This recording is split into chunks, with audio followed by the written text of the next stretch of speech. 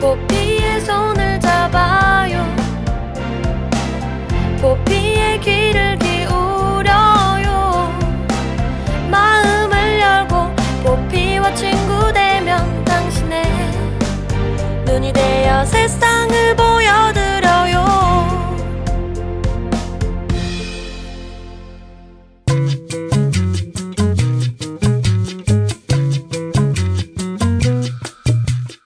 매달 14일에는 누군가 정해놓은 기념일들이 있죠. 2월 14일은 발렌타인데이, 3월 14일은 화이트데이, 1월 14일은 다이어리데이라고 합니다. 생각해보면 불과 몇 년 전만 해도 해가 바뀌면 새 다이어리를 펴놓고 1년간 기념일을 빼곡하게 적었는데요.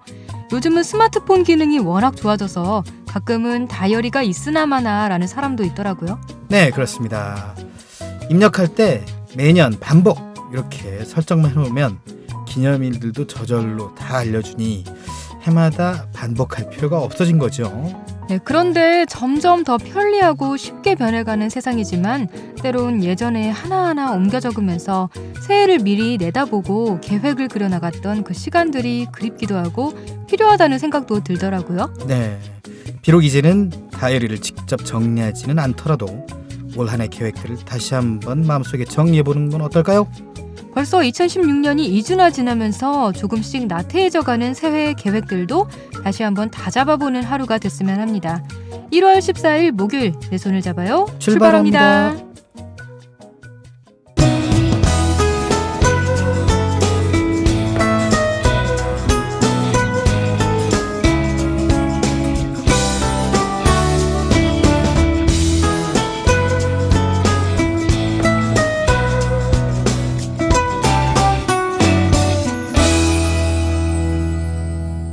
안녕하세요. 내 손을 잡아요. 진행의 권순철입니다. 안녕하세요. 홍옥희입니다. 네. 예, 옥희 씨는 다이어리를 받는 건 좋아하지만 다이어리를 쓰지는 않죠? 근데 정말 옛날에는 스마트폰을 이렇게 많이 쓰지 않던 옛날에는 다이어리 나름대로 좀 꾸며보고 막 그랬었어요. 저도 오프닝처럼 매년 다이어리 살 때마다 기념일 다 옮겨 적고 이러면서 친구들 생일 적고 그렇게 항상 연례 행사를 해왔었는데 정말 이 오프닝처럼 스마트폰이 발달하고 이 스마트폰의 달력 기능에 기념일이 매년 반복 이렇게 설정만 해놓으면 저절로 기념일이 이렇게 뜨니까 네. 다이어리를 굳이 사용을 안 하게 되더라고요. 근데 또 다이어리를 쓰는 사람 쓰더라고요. 그렇죠. 제가 아는 방송인이 네. 잠깐만요, 다이어리 좀 볼게요라고 했는데 스마트폰을 보지는 않은 것 같아요.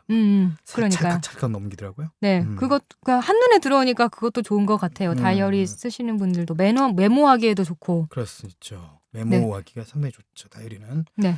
그 여성분들이 다이어리 뭘로 꾸몄는지 이렇게 막 경쟁하기도 하고 그렇습니까? 좀 그런 게 있죠. 사진 찍어서 올려서 나 이만큼 다이어리 잘 꾸민다. 특히 글씨체 예쁜 분들, 막 아기자기하고 귀엽게 쓰신 분들이 막 글씨체 예쁘게 이렇게 동글동글하게 쓰면서 막 사진 붙이고 막 색칠하고 그림 그리고 막 이런 게 좀 여자들의 욕심이거든요. 근데 이제 사실 다이어리를 꾸미는 것보다는 이 한 해 동안 어떻게 이 다이어리를 채워나갈 것이냐. 뭐 스마트폰 디지털이든 아날로그든 간에 네.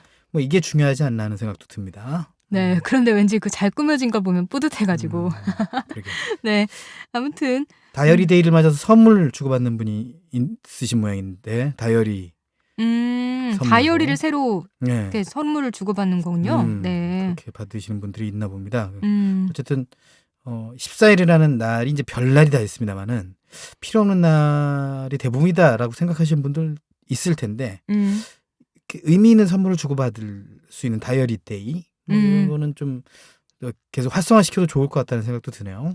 그래요. 처음 듣긴 했지만 이런 날이 또 있네요. 다이어리 데이. 그러니까 이게 또 1월에 또 정해져 있기 때문에 새해가 되지 그러네요. 않았습니까? 네네. 그렇게 받은 새 다이어리 네, 선물로 주고받은 새 다이어리 펴고 새로운 기분으로 이제부터 시작이다. 힘내자. 이렇게 파이팅을 외치는 사람들 분명히 있을 것 같습니다. 네, 아직 1월이 반이나 남았기 때문에 다시 시작해도 되고 또 다른 시작을 계획해도 되고 너무 늦지 않은 시기인 것 같아요. 그렇습니다. 그러니까 이제부터라도 다이어리에 좀 적어보고 힘차게 출발했으면 좋겠습니다. 보통 우리가 인생을 마라톤으로 비유하죠. 네.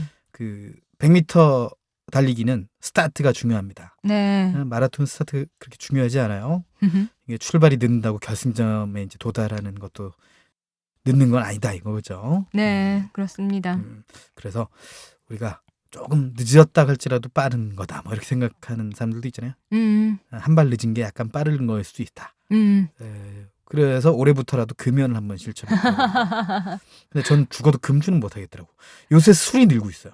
오히려 좀 자주 마시는 것 같아요. 요새 갑자기 부쩍. 이게 연말과 연초를 맞이해서 좀 그런 게 있는데 좀 나아지겠죠. 그래요. 시기상이니까. 네. 뭐 이때 아니면 또 언제 마셔봐요. 자, 이때 아니면 언제 또 이 얘기를 해보겠습니까? 오늘의 코너를 소개해드리겠습니다. 네.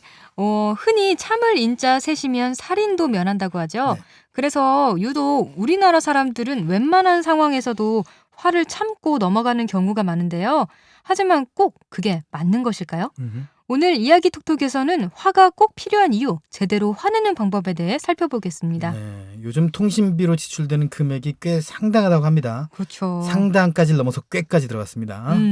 10만 원을 넘기는 사람들도 좀 많다라는 얘기가 있는데 네. 참 부담이 아닐 수가 없습니다. 그렇죠. 자, 이런 사람들에게 우체국 알뜰폰을 적극 추천하고 싶은데요. 네. 권수철의 노하우에서 자세하게 알아보겠습니다. 홍옥희의 그림 읽어주는 여자에서는 라파엘로의 아타네 학당에 대해 이야기 나눠보겠습니다. 그리고 이국제의 정보톡톡에서는 생활 속 감기 예방법에 대해 알아봐요. 내 손을 잡아요에서는 여러분의 많은 참여를 기다리고 있습니다. 네, 참여할 수 있는 방법은 다양합니다. 페이스북 KTV 인터넷 라디오 페이지에 메시지 주시거나 인터넷 포피 채널 블로그를 통해서 참여가 가능합니다. 많이 참여해 주세요.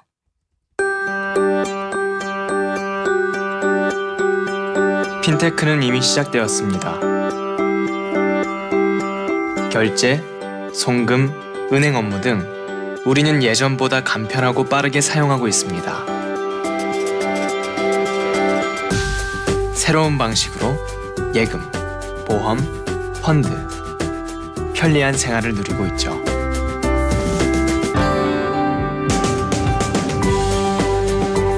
핀테크, 이제 생활입니다. 금융개혁은 이미 시작되었습니다.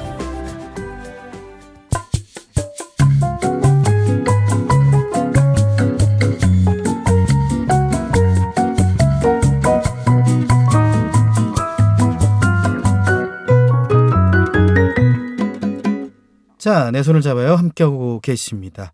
오후의 활력소가 됐으면 좋겠네요. 네. 자, 우리나라 사람들이 가장 못하는 일 뭐라고 생각합니까? 휴식 아닐까요? 휴식? 우리나라 그럴 수도 사람들은 있고요. 너무 열심히 일하려는 그런 게 있는 것 같아요. 근면성실 이런 말이 좀 그거를 많잖아요. 좀 다른 말로 표현하면은 슬로우리를 못하는 것 같아요. 아, 그렇죠. 제 말을 잘 이렇게 이해해 주셨네요. 바로 그거죠. 네.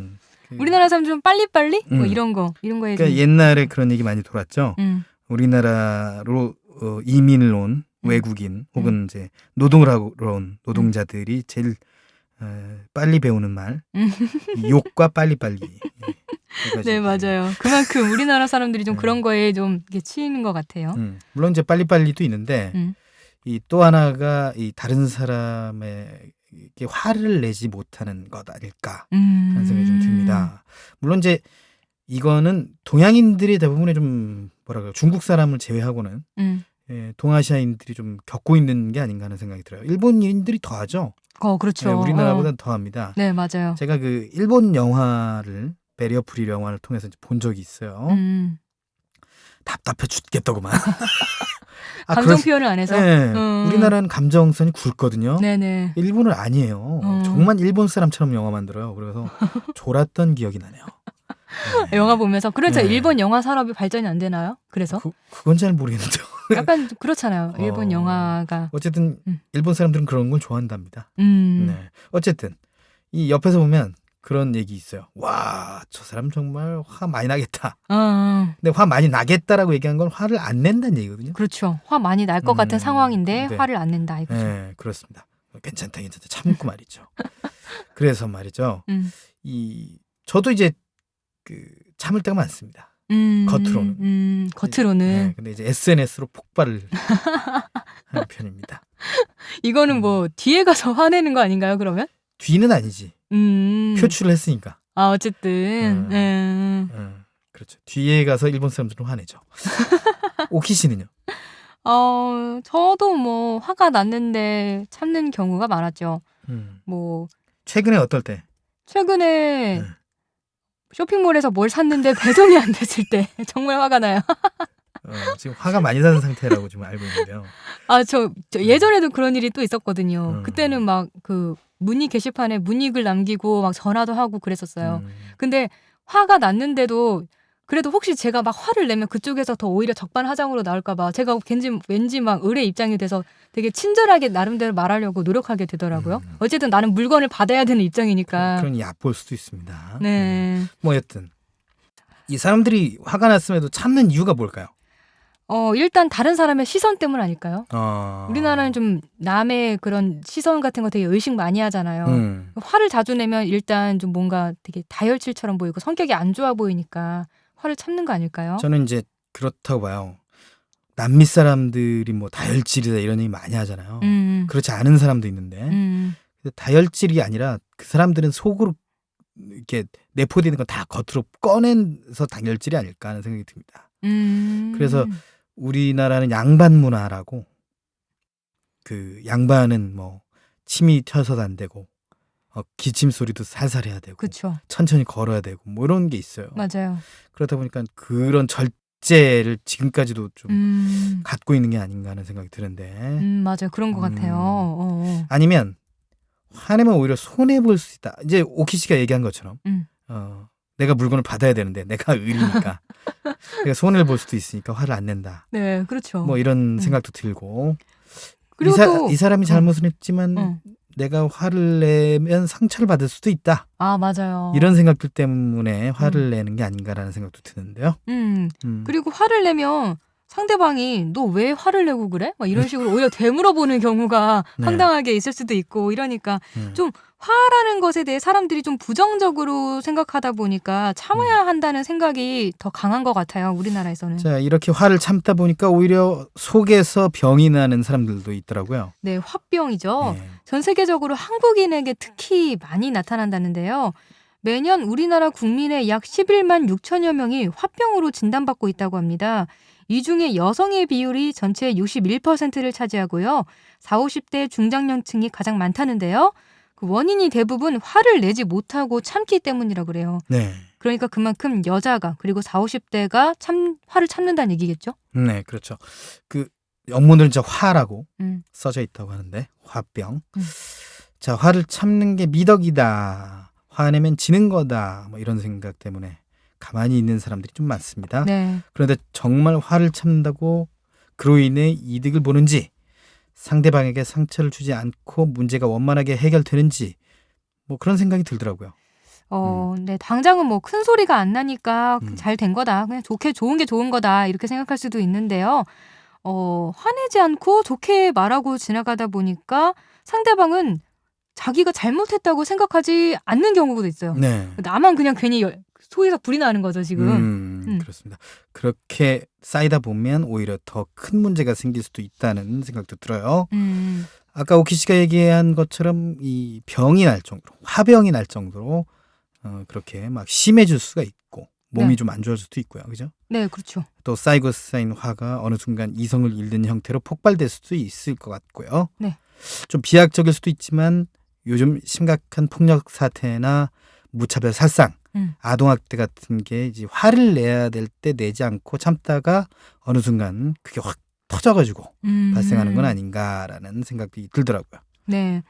일본의 철학자 미키 기요시가 이렇게 이야기했더라고요. 네. 오늘날 분노의 윤리적 의미는 완전 잊혔다. 분노는 무조건 막아야 할 감정이라고 다들 믿는 것 같다. 하지만 반드시 막아야 하는 감정이 있다면 그것은 증오이지 분노가 아니다. 네. 이처럼 참아야 할 거는 주체할 수 없는 증오지 오히려 적절한 화는 어느 정도 꼭 필요하다고 말하는 거예요. 네. 화가 부정적으로 인식된 게 사실은 화가 아니라 주체할 수 없는 분노여서 그러지 않나 하는 생각이 듭니다. 그렇기 때문에 필요한 순간에 화를 내야 되지만 그 화를 어떻게 잘 내느냐가 현대인들의 숙제겠죠. 네, 맞습니다. 결국 어떻게 화를 억제할지가 아니라 어떻게 화를 내되 이것을 언제 어떤 목적으로 사용할지 어떻게 수위를 조절할지 이게 관건인 것 같아요. 자, 그렇다면 언제 화를 내야 될지부터 좀 알아볼까요? 네. 일본의 철학자 오가와 히토시의 저서에 따르면 여기도 일본이 또 나오네요. 일본 분들이 이제 많이 참으니까요. 제가 네. 말씀드렸잖아요. 이런 연구를 많이 하나 봐요. 그렇죠. 그래서. 언제 화를 사용해야 될지 그 경우를 3가지로 봤는데 네. 먼저 논의를 펼치기 위해, 메시지를 전달하기 위해, 그리고 정치적 목적을 펼칠 때 적절한 화가 필요하다고 했습니다. 네. 논의로서의 화라는 게 선뜻 이해가지는 않는 분들이 분명히 있을 거예요. 그러게요. 말이 추상적인데요. 그렇죠. 음. 논의라는 게 논리와 이해에서 출발하는 건데 네. 화를 사용한다는 게 좀 어색한 것 같다라는 생각이 드는 분이 있는데 저는 반대입니다. 오히려 논리적으로 할 때 좀 화를 적절히 내야 될 필요가 있다고 봐요. 그렇죠? 그렇군요. 뭐 예를 들어서 순천시 마을에서 쓰레기 수거를 일주일에 한 번만 해서 여름에는 냄새가 너무 심한 거예요. 이럴 때 쓰레기 수거를 여름에만큼은 3일에 한 번은 했으면 합니다. 그래서 좋게 웃으면서 얘기를 했을 때 바로 받아들여지면 화를 낼 이유가 없겠죠. 그렇죠. 그런데 그게 고쳐지지가 않았을 때 이럴 때 그 문제를 쟁점화시키기 위해서 적당한 화를 동반해야 된다는 거예요. 물론 무작정 호통치고 성내고 감정적으로 울분을 토하는 화가 아니라 좀 냉정하고 논리 정연하게 호소하는 그런 화를 말하는 거죠. 네, 그렇습니다. 그런 의미에서 메시지 전달을 위한 화도 비슷한 것 같아요. 네, 그렇습니다. 같은 주장도 메시지의 내용에 분노가 가득하거나 발성에 화가 담겨서 박진감이 넘친다면 듣는 사람의 태도가 달라지게 되거든요. 그런 의미에서 메시지를 강하게 전달하기 위해서는요, 적당한 화가 역시 필요합니다. 네, 마지막으로 그러면 정치적으로 화를 내야 될 때는 언젠가요? 정치라는 게 보통 나라를 다스리는 일에서만 그렇죠. 쓰는 단어라고 생각하실 수가 있는데 우리가 평소에 이해와 대립을 이렇게 조정하는 작업이라고도 할 수 있어요. 그렇죠. 그것도 정치라고 할 수 있는 거예요. 그게 정치력 뭐 이렇게 네, 얘기하잖아요. 정치적이라고 말하고 정치적. 정치력이라고도 말하고. 네. 왜냐하면 그 과정에서 온갖 수단과 방법이 동원되기 때문인데요. 그렇습니다. 그 수단 중에 가장 중요한 거는 뭐니 해도 말이고 역시 정치는 말로 하는 거니까 그 말에 생명을 불어넣는 게 또 화입니다. 적당한 화를 동반한 말은 말에 힘을 실어주면서 설득력을 지니게 한다. 그 뜻이죠? 네, 그렇습니다. 하지만 너무 이렇게 보여주기 식으로 화내는 거는 의미가 없고요. 그냥 무작정 막 화만 내는 거 그런 걸 말하는 게 아니라 좀 논리 정연하게 토론하고 논쟁하는 과정에서 냉정한 어조를 담아서 화를 전달해야 된다는 거죠. 그렇죠. 이제 우리 토론해 보면 괜히 좀 고성이 날 때가 있지 않습니까? 그게 이제 논리적으로 화내는 것을 좀 많이 보게 돼요. 네, 그런 식으로 하라는 거죠. 논박을 할 때 자신의 의견을 좀 뭐 부각시킬 때, 그럴 때 좀 많이 고성이 있게 되죠. 네. 자, 그렇다면 이제 가장 많은 사람들이 궁금해할 만한 화를 잘 내는 방법, 화를 잘 내는 요령에 대해 알아볼까요? 네. 역시 일본의 철학자 오가와 히토시가 소개한 방법인데요. 네. 우선 간단히 그 과정을 소개하자면 의문을 발견하는 방법, 문제를 제기하는 방법, 의견을 제시하는 방법, 논의를 진행하는 방법, 결론을 정리하는 방법으로 전개된다고 합니다. 네, 의견을 제시하는 방법부터 살펴볼게요. 네. 우선은 화내기 위해서는 무작정 화를 내는 게 아니라 내가 왜 화를 내는지 그 계기가 필요하겠죠. 그리고 그 계기를 마련하기 위해서 자신이 맞닥뜨린 문제에 대해서 진지하게 의문을 품고 생각하는 게 필요해요. 네, 그럼으로써 무엇이 옳고 그른지 정확히 상대성에 대해 판단을 하고 어느 부분에서 화가 났는지 그 의문에 대해 발견하는 거예요. 네, 이렇게 어느 부분에서 화가 났는지 의문을 찾게 된다면 이제 그 의문을 문제라는 구체적인 형태로 만들 필요가 있습니다. 즉 자신이 품고 있는 의문을 이제 상대에게 보여주는 거죠. 문제라는 네, 식으로. 그렇죠. 이때 자신이 왜 화를 내는지 정확하게 그 이유를 밝히는 것이 중요합니다. 그런데 이제 화가 나게 되면 그렇지 않은 경우가 많으니까 네. 그러네 그렇지 않아야 된다는 거죠. 이유가 제대로 표현되지 않으면 아무리 화를 내도 공감을 하거나 관심을 갖지 않을 수도 있거든요. 괜히 큰 소리 낸다 뭐 이런 얘기 있잖아요. 그렇죠. 넌 왜 화를 내고 그래? 이렇게 오히려 당할 수가 큰 있다는 소리 내지 거예요. 않고도 작은 소리로 자신의 논리를 이제 제기하면서 자신의 논리를 이제 앞세우면서 이제 화를 낼 수 있다는 거예요. 그래야지 된다는 거고. 그리고 화낸다는 사실을 알리고서는요. 그 화의 원인을 변함없이 끝까지 유지할 필요가 그렇죠, 있습니다. 가끔 화를 내다 보면 이성을 잃기 때문에 뒤늦게 막 다른 이유도 막 마구마구 덧붙이고 이것도 잘못했어, 저것도 잘못했어, 막 이렇게 다른 불만까지 털어놓는 경우가 있기 때문에 이럴 경우에 상대는요. 네가 뭘 얘기하고 싶은 건지 이게 점점 이해가 안 되니까 점점 논점에서 멀어지고 논의하기가 어려워진다는 거죠. 이걸 단일 쟁점이라고 하는데 음. 화를 낼 때도 원인을 딱 하나 분명하게 되면 논점이 명확해져서 주위에 공감을 얻거나 상대와 논의하기 쉬워지고요. 네, 그리고 무엇이 문제인지 명확하게 밝혀서 문제 제기에 성공하면요. 그 다음에는 의견을 제시할 차례인데요. 이때 자신의 입장을 확고하게 다지기 위해서 주장을 간결하게 요약해서 설명할 필요가 있습니다. 그러기 위해서는 좀 이렇게 역설적으로 들릴진 모르겠지만 우선 상대방의 대립된 의견에도 귀를 기울여야 돼요. 그렇습니다. 아무리 자신의 의견이 확실하더라도 무조건 밀어붙여서는 안 되잖아요. 그렇죠. 그 의견이 최선인지는 알 수가 없어요. 네, 그런 거예요. 그래서 자신의 의견도 객관적인지 철저하게 따져볼 필요가 있거든요. 왜냐하면 좀 지나치게 독선적이고 자기 고집대로의 의견이라면 설득력이 떨어지기 때문이에요. 이런 경우는 화가 다른 사람에게 의견을 제시하고 메시지를 전달하는 그런 기능을 하는 게 아니라 그냥 분노 표출, 일명 화풀이밖에 안 되는 거죠. 자, 문제는 화가 나면 이성을 잃고 이게 객관적인지 아닌지 판단을 제대로 못할 때가 많은데요. 그렇죠. 그래서 스스로 화를 낼 때 절대 감정이 앞서면 안 된다는 거예요. 네. 판단력이 흐려질 수가 있거든요. 사실 그런 경우가 아니면 객관성 여부를 확인하는 일은 그다지 어려운 일이 아닙니다. 간단하게 자신의 의견이 제3자인 누군가가 봐도 터무니없지 않은지 스스로 따져보면 금방 알 수 있는 부분이니까요. 자, 이렇게 의견을 제시했다면 이제 본격적으로 논의를 개시할 차례인데요. 논의를 진행하는 과정에서는 얼마나 냉철하게 언어와 논리를 구사할 수 있는지가 무엇보다 중요하다고 볼 수가 있겠습니다. 네, 이 냉철한 태도가 빠지면 주의를 객관적으로 살펴볼 수가 없고 일방적으로 밀어붙이려고만 하는데요.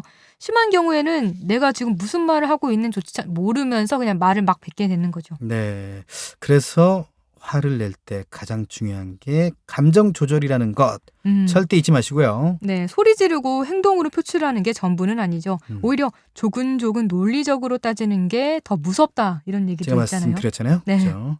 자, 그게 정말 화를 잘 이용하는 거겠죠. 냉철한 태도에는 상대방의 발언에도 귀를 기울이는 것, 요거까지 포함을 합니다. 네, 화를 내는 상황에서도 상대방의 이야기를 끝까지 듣고 다시 대응하는 자세가 필요한데요.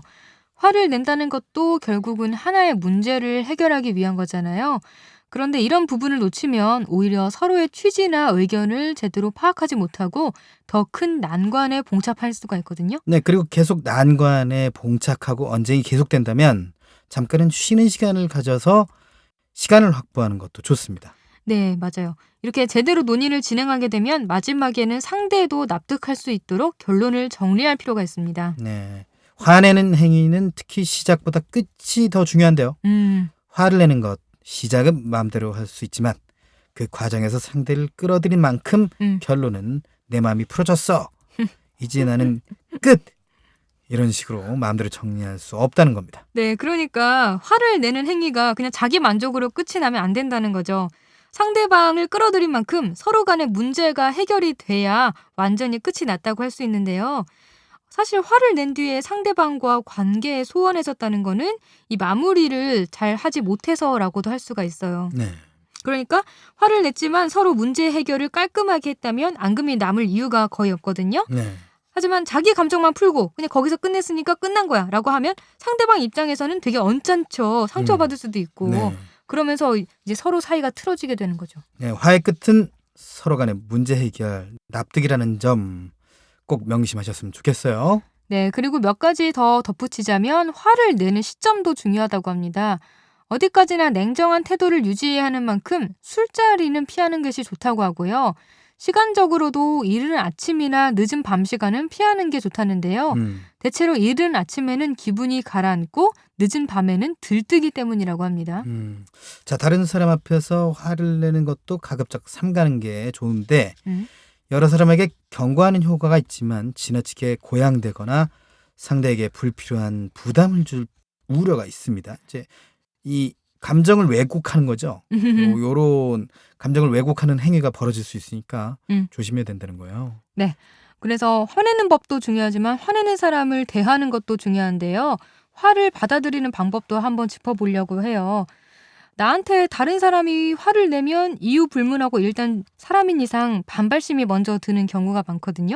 근데 이 단계가 넘어가면 반응이 두 가지로 갈려요. 네, 화를 거부하거나 받아들이거나 둘 중 하나겠죠. 네, 맞습니다. 상대의 화를 거부하고 받아들이지 않는 이런 경우는 결국에는 화를 낸 상대도 받은 사람도 둘 다 이득을 기대하기가 힘들어요. 그냥 상대에게 혼나고 기분만 상하게 되는 거죠. 예, 이 때문에 관계도 악화될 수 있고 심하면 관계를 끊는 경우도 많습니다. 네. 사실 좋은 반응은 아니에요. 네, 그래서 두 번째 수용하는 태도가 중요한데요. 무조건적으로 수용하라는 건 아니고요.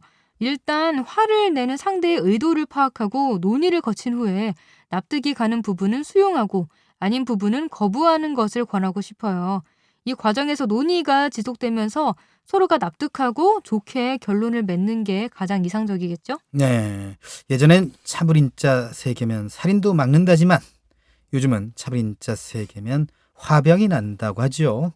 더 이상 참는 것이 미덕인 시대는 지났습니다. 네, 화도 기쁨이나 슬픔처럼 똑같은 감정의 하나인데 무조건 참고 배척해야 될 이유는 없다고 생각합니다. 네.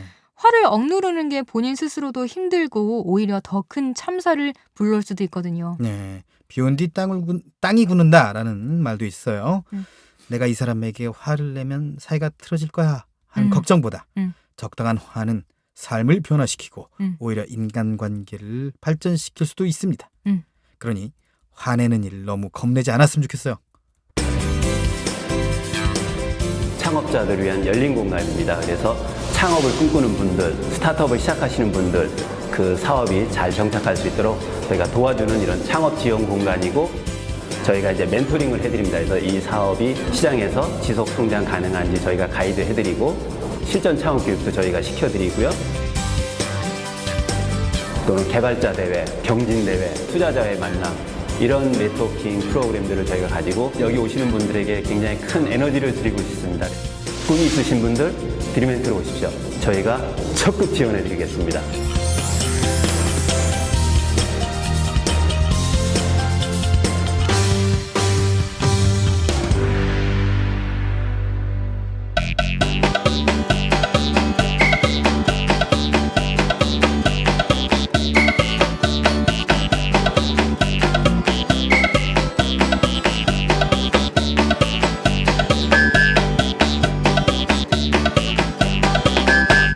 여러분은 지금 KTV 포피 채널 내 손을 잡아요를 듣고 계십니다. 네, 이번 시간은 권순철의 노하우입니다. 오늘은 어떤 정보가 준비되어 있을까요? 자, 오키 씨. 네. 한 달 생활비 중에 가장 많이 쓰는 품목 뭔가요? 식비요. 식비. 네, 식비랑 교통비 많이 쓰는 것 같아요. 그 외엔 휴대폰비도 있고 그렇게 그 순으로 많이 쓰는 것 같아요. 그래요. 자, 휴대폰비가 나가는데 음. 통신비는 어느 정도 나가나요? 저는 한 7만 원 정도? 저하고 비슷하네요. 네. 이 그래요. 정도면 뭐 일반적인 요즘 스마트폰 쓰는 저도 사람들의 그래요. 요금인 것 같아요. 뭐 근데 이제 사실 요즘 가정마다 네. 이 통신비 지출이라는 건 휴대폰비뿐만 아니라 인터넷, 뭐 케이블 TV 그런 것도 이제 포함이 되니까 네. 요런 게 합치면 상당하다고 해요. 통계청이 발표한 2015년 3분기 가계 동향에 따르면 전국의 가구당 월 평균 14만 5,200원이 통신비로 지출됐다고 합니다. 월 평균 지출이 339만 7천 원이라고 하죠. 네. 근데 전체 소비 지출의 4%나 차지하고 있는 게 통신비라고 볼 수 있는 거예요. 네. 이런 휴대전화, 초고속 인터넷, IPTV 등 정보통신 서비스 이용이 늘어나면서 통신비 지출도 지속적으로 증가하고 있기 때문이네요. 이 통신비 중에 가장 많은 비중을 차지하는 게 역시 휴대전화죠? 네. 네. 좀 제 아는 사람들 중에는 한 달에 10만 원 넘게 내는 사람도 있고요. 네, 그렇죠. 스마트폰으로 좀 넘어오면서 생활이 편리해진 것은 맞지만 비용이 너무 부담된다고 얘기하는 사람들이 많아요. 네. 그런 분들에게 추천하고 싶은 것이 바로 우체국 알뜰폰입니다. 네, 알뜰폰은 기존 이동통신 사업자인 SKT, KT, LG U+로부터 망을 빌린 후에 자체 브랜드를 개설해서 이용자에게 통신 서비스를 재판매하는 시스템입니다. 네, 그렇습니다. 오키 씨가 얘기한 대로 알뜰폰 사업자는 기간 통신 사업자로부터 회선 사용 요금을 50%나 할인된 가격으로 도매 제공을 받고요. 네. 이용자에게는 20%에서 30% 할인된 가격으로 통신 서비스를 제공하는데요. 기존 이동통신 사업자 망을 빌려 쓰기 때문에 통화 품질은 동일하지만 가격은 상대적으로 저렴한 거예요. 실제 소비자 보호원 조사에 따르면 94%가 기존 이동통신 서비스의 품질과 동일하다고 답했는데요.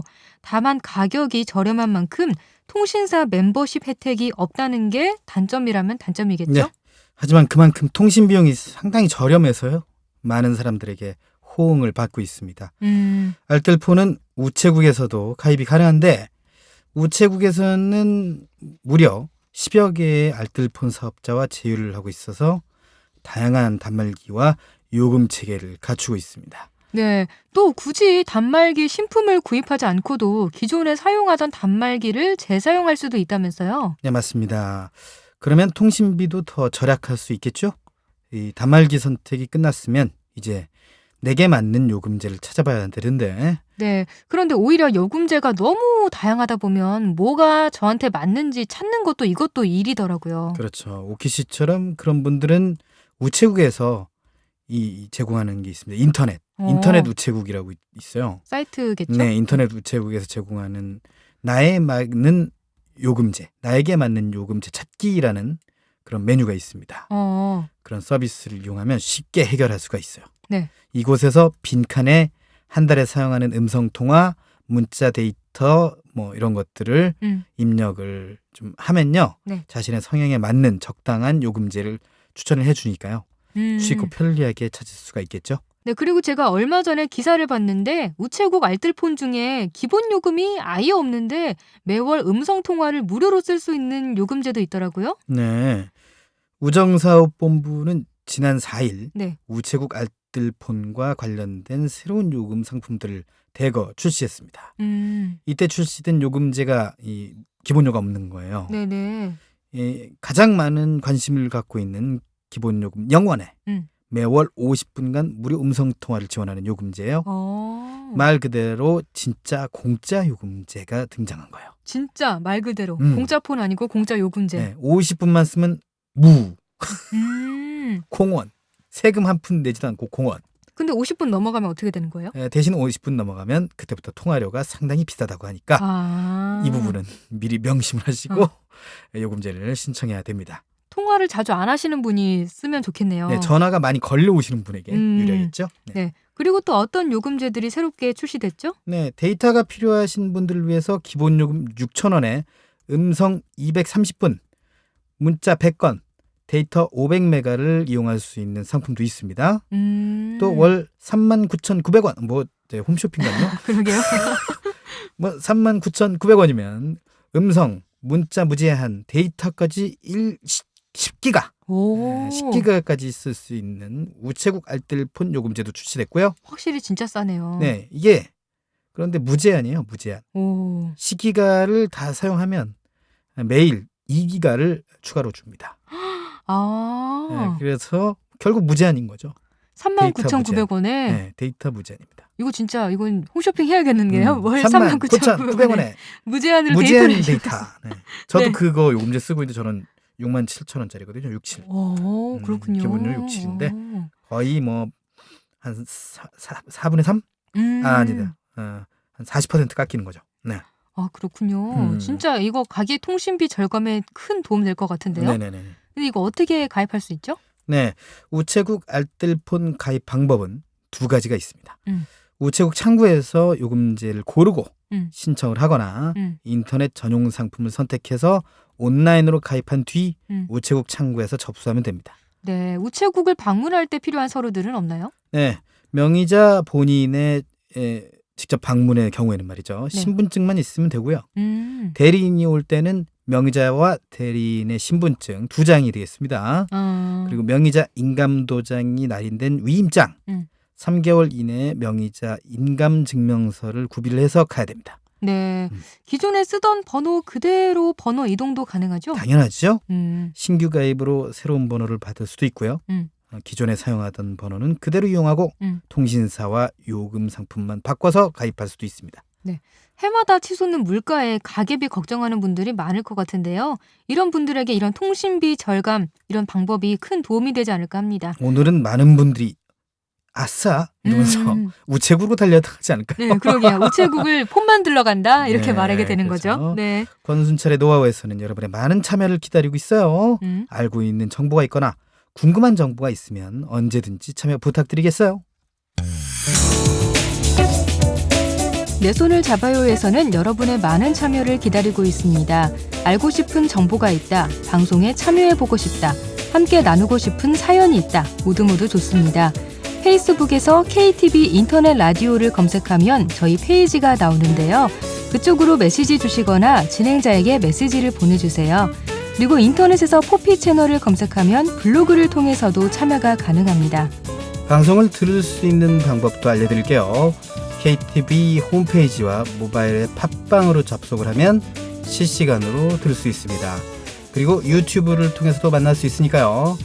혹시 실시간으로 진행되는 방송을 놓친 분들은 팟캐스트 서비스를 이용하면 다시 들으실 수 있습니다.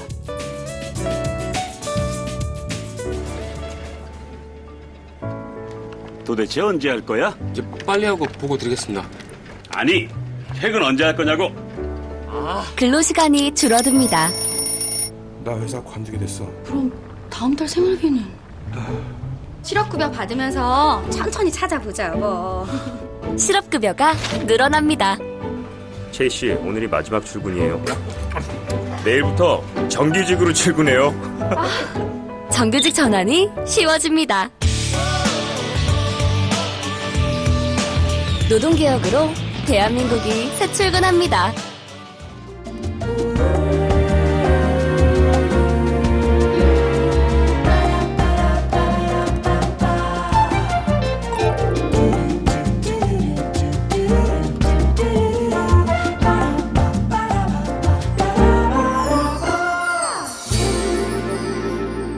네, 이번 시간은 홍옥희의 그림 읽어주는 여자입니다. 어떤 명화에 대해서 오늘 또 이야기 나눌지 지난번에 제가 말씀드렸잖아요. 미켈란젤로, 라파엘로, 도나텔로, 린자 거북이스가 이름을 들었다고. 네. 오늘 라파엘로예요? 네, 오늘 그 르네상스 3대 거장 레오나르도 다빈치, 미켈란젤로 그리고 제가 소개 안 한 바로 그 사람 네. 순철 씨가 방금 말한 라파엘로입니다. 네, 그래요. 라파엘로의 아테네 학당에 대해 살펴보려고 해요. 네. 미켈란젤로는 천지창조로 얘기를 했었고 레오나르도 다빈치는 모나리자에 대해 얘기를 했었죠. 그렇죠. 아테네 학당은 라파엘로의 대작입니다. 자, 라파엘로는 37살의 나이에 요절한 안타까운 인물입니다. 네, 안타까운 천재죠. 네, 하지만 이 화가였던 아버지의 피를 잘 물려받아서 그림에 천재적 재능을 가지고 있었는데 네. 일찍이 그 천재성을 인정받고 교황의 부름을 받아서 로마에서 활동을 한 작가가 되겠습니다. 네. 저는 무슨 피를 받았을까요? 무슨 피를 물려받은 건가요? 그러게 어머님한테? 한번 잘 찾아보세요. 네, 찾아보겠습니다. 네. 지금 찾을게요. 네. 네. 라파엘로는 거기에 잘생긴 외모와 온화한 성품까지 더해져서 유명세를 얻었어요. 그래서 요절했지만 생각보다 꽤 많은 작품을 남겼거든요. 그래서 고전주의의 바이블이라고 할 수 있을 정도로 그림의 안정적인 구도와 그리고 조화로운 균형이 느껴지고요. 그림이 굉장히 아름답고 우아합니다. 부드러운 여성미가 느껴질 정도로요. 그리고 채색이 따뜻하고 인물의 표정이 평온한 특징을 가지고 있어요. 네, 그렇군요. 뭐라 그러죠? 천재는 네. 뭐 신은 모든 것을 다 줬군요. 네, 이 사람에게는 다 좋네요. 요절 빼놓고는. 그러네요. 라파엘로는 자신보다 30년 앞서 태어나 이미 뛰어난 화가로 정평이 나 있던 레오나르도 다빈치를 굉장히 존경하는 걸로 알려졌어요. 네, 그래서 레오나르도의 그림을 보고 많이 배웠다고 합니다. 그래요.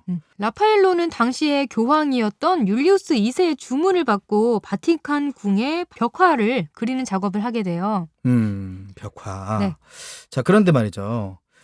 율리우스 2세 이름이 참 낯익어요? 네, 어디서 한번 들어본 것 같지 않으세요? 미켈란젤로의 천지창조와 최후의 심판 그림을 부탁한 바로 그 사람. 네, 네, 바로 그 사람이죠? 사람입니다. 네. 미켈란젤로가 천지창조 천장화 작업을 하는 동안 아무도 방에 못 들어오게 해서 네. 미켈란젤로와 반항을. 한판 배판한 네. 바로 그 교황이에요. 네. 그 미켈란젤로에게는요, 천지창조 그림을 부탁하고 1년 후에 라파엘로에게도 천장화와 벽화를 그릴 것을 이 율리우스 2세가 주문합니다. 네, 같은 시기에 다른 장소에서 그림을 그린 두 사람은 은근히 서로를 의식했을 것 같다라는 생각이 드네요. 네, 아무래도 그랬겠죠. 음. 동시대를 살아가던 천재가 같은 장소에서 그러니까 말이죠. 같은 장소 다른 방에서 그림을 그리고 있었다면 네. 그럴 수도 있을 것 같은데 라파엘로는 그 미켈란젤로의 작품에서 육체를 표현하는 방법에 영향을 받아서 아테네 학당을 그릴 때 참고하기도 했어요. 약간 좀 선의의 경쟁자 같은 느낌? 배울 건 배우자 이런 느낌이었던 거죠. 그리고 미켈란젤로가 훨씬 더 나이가 많기 때문에 라파엘로가 좀 같이 배우자는 입장이었던 것 같아요. 네. 그런데 이 라파엘로가 교황에게 그림 주문을 받을 때가 무려 25살의 나이였어요. 젊은 나이였죠? 네, 25살 굉장히 젊은 나이죠. 바티칸 궁 방들 중에 서명의 방, 엘리오도로의 방, 콘스탄티누스의 방, 그리고 보르고 화제의 방, 이 네 방들의 벽과 천장을 장식할 그림을 그리게 됐는데요. 그중에 아테네 학당은 서명의 방에 있습니다. 그 교황에게 서명하는 방이에요. 네. 중요한 서류들을. 네, 서명의 방에 4개의 벽면이 있지 않습니까? 네. 그 4개의 벽면에는 각기 다른 그림이 있다고 들었어요. 네네. 철학, 신학, 음. 법, 예술을 주제로 한 그림들이죠. 네, 맞습니다. 신학을 주제로 성체의 논의라는 작품이 있고요. 법을 주제로 한 삼덕상이 있고요. 예술을 주제로 파르나소스 그림이 있습니다. 그리고 마지막 남은 철학을 주제로 한 그림이 바로 아테네 학당이에요. 네. 철학을 주제로 한 만큼 그리스의 유명한 철학자들이 대거 등장하죠. 네. 실제 르네상스 시대에는 고대 문명과 지식의 바탕을 둔 인문주의가 발달했는데, 네, 그렇죠. 인간을 중심으로 한 시대가 르네상스 시대죠. 그렇죠. 인문주의. 네, 이런 시대 분위기를 반영해서 고대 그리스의 철학자들과 현인들을 한자리에 그려서 진리를 향한 탐구와 토론을 찬양하려는 의도를 가지고 있습니다. 네. 아테네 학당에 등장하는 철학자들은 다들 자신들의 주된 철학 사상과 관련된 행동을 하고 있어요. 그래서 이 행동을 보면 이 사람이 누구를 그린 그림이구나 하고 알아볼 수가 있습니다. 그러면 아테네 학당이 어떤 그림인지 한번 볼까요?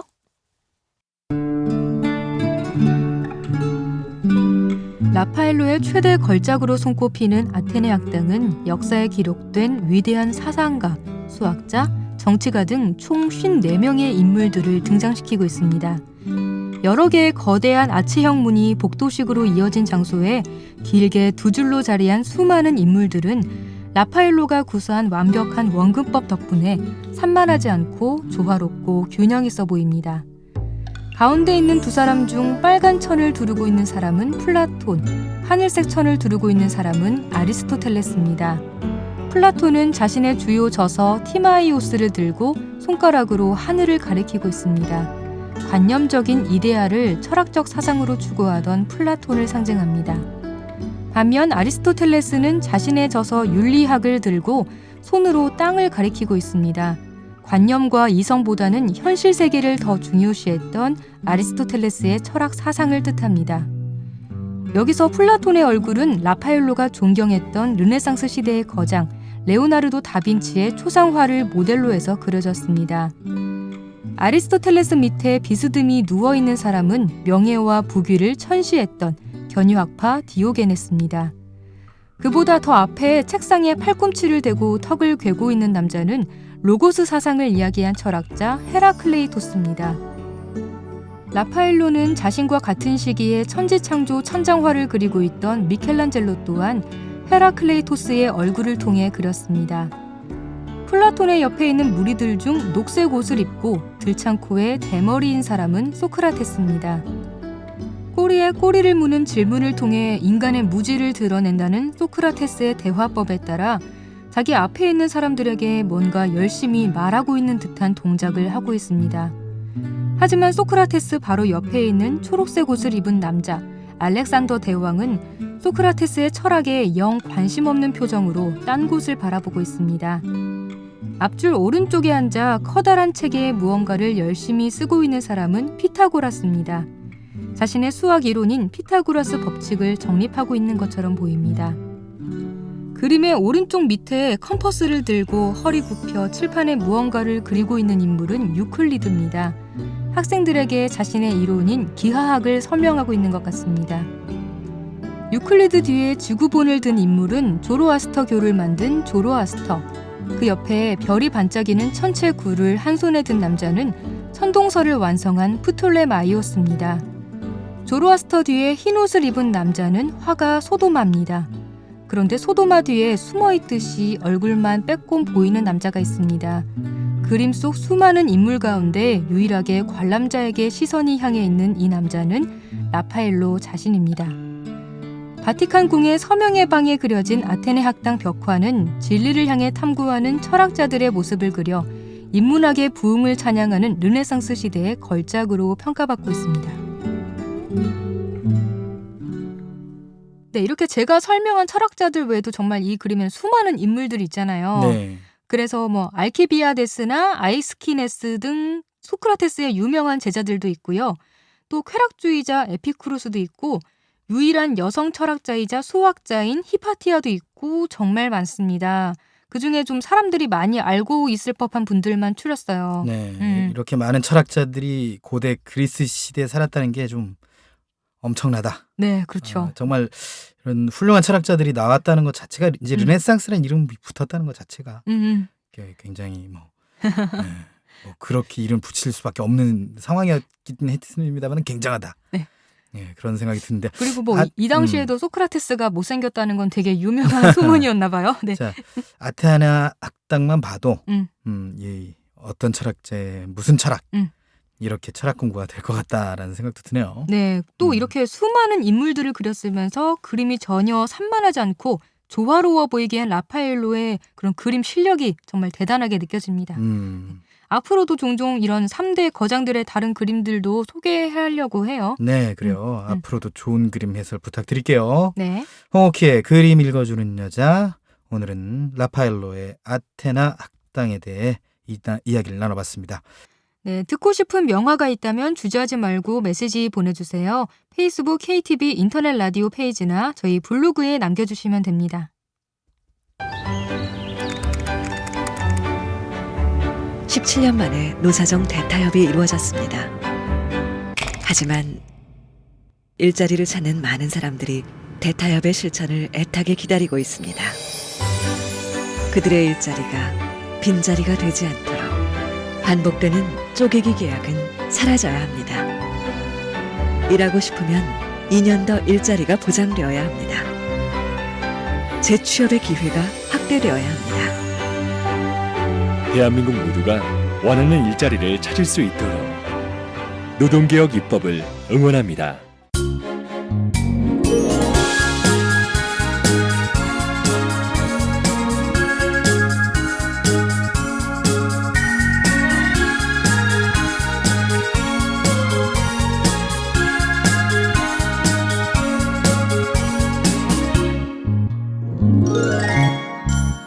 네, 이번 시간은 이국제 정보톡톡입니다. 생활 속 유용한 정보에 대해 소개해드리겠습니다. 네, 오늘은 생활 속 감기 예방법에 대해 알려드립니다.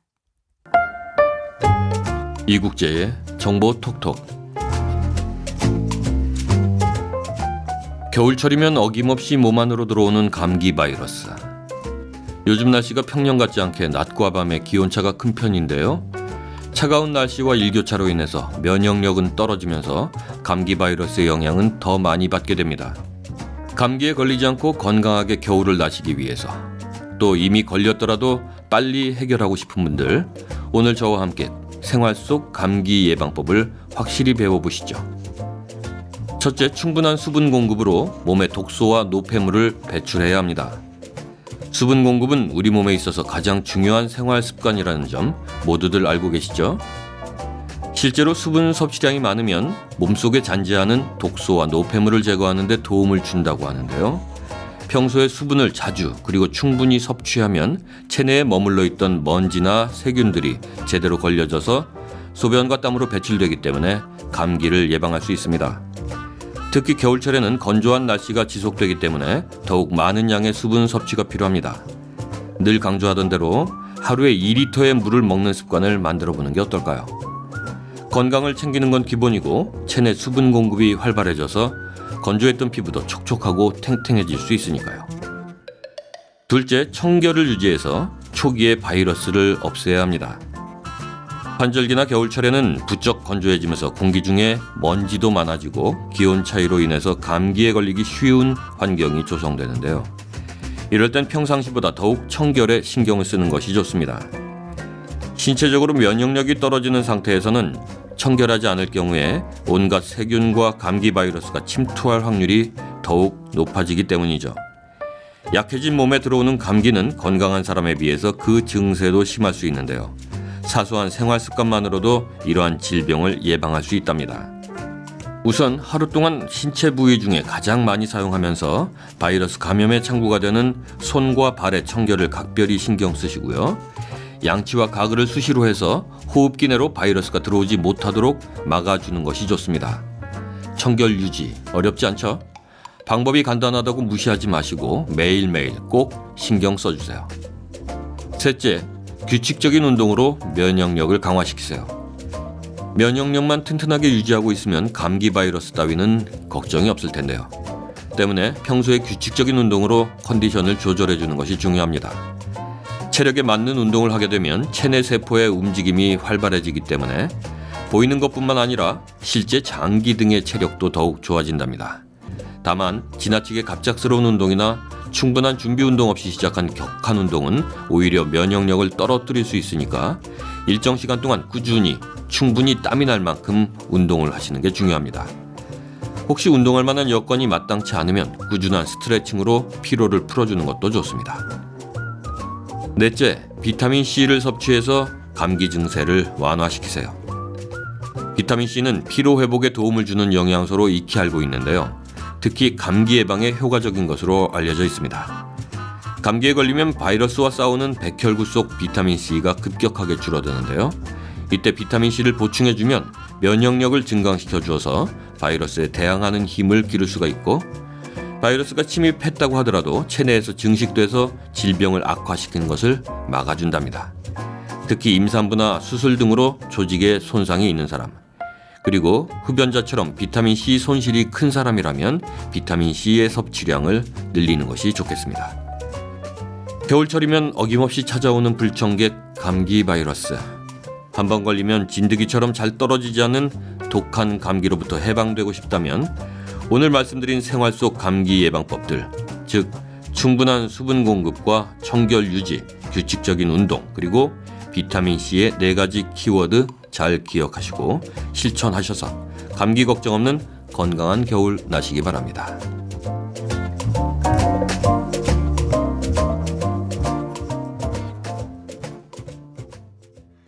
네, 겨울철에 가장 흔한 질병이지만 걸리면 감기처럼 골치 아픈 병이 없죠. 네, 머리 아프고 콧물 질질 나고 말이에요. 네.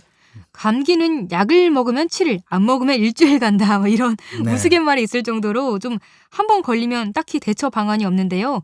그냥 낫길 바라는 방법밖에 없다는 게 그만큼 가장 예방이 중요한 질병이 아닌가 싶어요. 네. 미리미리 감기 걸리지 않도록 철저하게 예방하시길 바랍니다. 네. 자, 1월 14일 목요일 내 손을 잡아요. 저희가 준비한 소식 여기까지고요. 네. 내일은 홍옥 씨가 오후 1시에 오지만 저는 오지 않고 다음 주를 기약해야 되겠네요. 네. 네, 지금까지 진행의 권순철, 홍옥희였습니다. 함께해 주신 여러분 고맙습니다.